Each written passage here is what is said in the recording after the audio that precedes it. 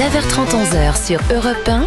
Culture Média. Thomas Hill. Et bien sûr, on démarre cette émission avec la session de rattrapage de Jean-Luc Lemoine. Et Jean-Luc, ce matin, nous recevons donc Sylvie Gilman et Thierry de l'Estrade pour leur documentaire sur le jeûne. Oui, le jeûne, avec un accent circonflexe. Oui. Ou un chapeau chinois, si vous avez arrêté l'école en CE1. je suis content que Sylvie et Thierry viennent nous voir pour nous parler du jeûne et des bienfaits que ça peut apporter. Car d'habitude, quand ils arrivent avec un documentaire, c'est plutôt cette ambiance. Le quotient intellectuel a augmenté jusqu'au milieu des années 90. Et depuis, il baisse, année après année. Voilà, ça c'était le documentaire. Demain, tous crétins. Point d'interrogation. Ah, il y avait un point d'interrogation. Non mais moi je l'ai enlevé le point d'interrogation. Un documentaire qui te mettait bien le moral. Ils ont aussi fait ça. L'obésité, un fléau qui touchera bientôt la moitié de la population mondiale. Ça c'était votre documentaire, Un monde obèse. Donc quand vous venez par les jeunes, c'est presque la fête. Donc je vais regarder ce soir. Bon, et puis alors Jean-Luc, vous nous aviez promis aussi de continuer les portraits de l'amour et dans le pré. Ah oui. Ça on aime. On Thomas. adore. Bah, j'avoue, cette année, j'espère épouser un agriculteur. Ah oui, ah oui. Ça fait 20 saisons qu'ils nous chauffent avec leurs gros tracteurs. Au bout d'un moment, il va falloir passer à l'acte. Ouais, vous avez raison. On part en Bretagne avec Océane. Elle s'appelle Océane, elle est bretonne. Océan, Bretagne. Si elle avait été ch'ti, elle s'appellerait peut-être Binouzette. Et si elle était parisienne, elle s'appellerait Travaux ou Embouteillage. Océane a 26 ans et sort d'une relation originale. Et bah la dernière, je sais pas si on peut appeler ça une relation. La seule fois il m'a offert des fleurs, c'était pour m'annoncer que j'étais cocu. Ah, non, oui, c'est pas là on est tombé sur un gentleman. Ouais. Thomas, pour annoncer à ses compagnes qu'elles sont cocu, il envoie des textos groupés. Oui, c'est plus classe. Ouais, c'est de la classe. Bon, je résume. Océane a vécu une histoire cachée pendant 4 ans avec un homme pourtant célibataire qui vivait à 10 minutes de chez elle. Là, Karine a bugué.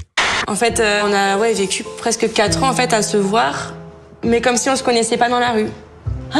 Au resto, comment vous faisiez? Ah, y a pas de resto?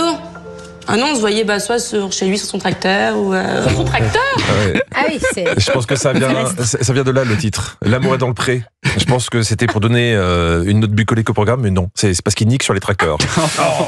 Bon, là, pour ce portrait, Karine s'est dit que l'essentiel pour donner envie aux gens d'écrire, c'était de présenter les qualités principales d'Océane. Ouais. Les jeux de force bretons. Oui, notre belle maraîchère excelle particulièrement en lancer de bottes de paille, élevée des cieux, où elle est championne de Bretagne depuis maintenant 3 ans. Honnêtement, une fille qui te lève des essieux, c'est très rare à trouver sur Tinder. En général, c'est pas ce qu'on met en premier dans le profil. Moi, un jour, je suis tombé sur une fille qui faisait du frisbee avec des roues de secours. Je me suis senti fragile. On part en Rhône-Alpes chez Denis. Denis n'a pas trouvé l'amour parce qu'il s'est noyé dans le travail, mais pas seulement. Je me suis occupé des parents, et puis c'est tout. Ma mère m'a torché les fesses jaunes, je leur ai rendu l'appareil, et puis c'est tout. Voilà, si vous êtes encore au petit déjeuner, remerciez-moi, vous venez d'entamer un jeûne. Denis aime le sport, mais enfin, le sport et la déconne. Ah des fois on joue à la pétanque. T'es pointeur ou tireur? Ah non, moi, je tire tout ce qui bouge. Denis, bien sûr, la bonne ouais, blague. mais Denis, tu t'es inscrit à l'amour et dans le pré, alors que ça doit pas trop bouger par chez toi. Hein ou sinon, t'habites dans une région de championne du monde de 1, 2, 3 soleil. Vous aimez la fête? Est-ce que vous aimez le partage? Bien sûr. Oui, bien je sûr, ne bien vous sûr. entends pas. Oui. Eh bien, ça tombe bien, car Denis organise aussi des apéros. Et des fois on fait des apéros boudins, chez nous. C'est quoi les apéros boudins? C'est les associations font du boudin. Des fois on fait des apéros tripes. Oui, des apéros tripes. C'est en apprenant ça qu'Anissa a envoyé sa candidature. Absolument. Alors, comme Denis travaille beaucoup, Karine s'est demandé s'il y avait une place pour une femme dans tout ça. Mais c'est du boulot tout ça, dis donc. Ouais, je commence à lever un peu le manche, là. Tu me parles du travail? boulot. Ah, pardon. Je sais pas à quoi elle pensait, Karine. Elle est terrible. Évidemment qu'il parlait boulot. Parce que c'est rare les gens qui en pleine interview te disent je crois que j'ai le manche qui se lève là. Même si t'es très à l'aise. Ça vous est jamais arrivé, Thomas? Très peu, Très peu, hein. rarement. Ouais. Bon, dans le cahier des charges de l'amour et dans le pré, chaque année, il faut un fan de Johnny ou de Michel Sardou. Cette année, c'est Denis qui s'y colle. La musique vivra tant que vivra les blues.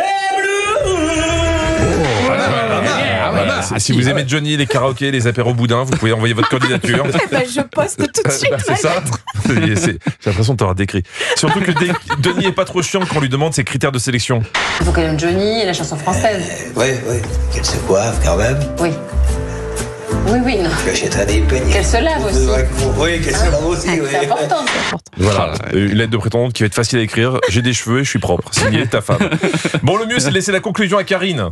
Des hommes qui n'ont pas connu l'amour depuis longtemps, c'est comme un petit tas de foin, tu vois, bien sec, comme ça, et nous on approche à peine l'allumette et paf, tac, ça part. Jolie métaphore. Ça marche aussi avec d'autres exemples. Les hommes qui n'ont pas connu l'amour depuis longtemps, c'est comme des petits éléphants bleus. T'approches et paf, tac, le Karcher se met en branle. D'accord, merci. Merci de cette jolie conclusion. Effectivement, très belle image de l'éléphant bleu, Jean-Luc Lemoyne.